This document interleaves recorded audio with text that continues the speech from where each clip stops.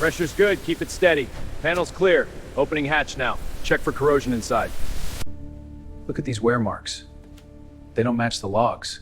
This is deliberate. Something's not right here.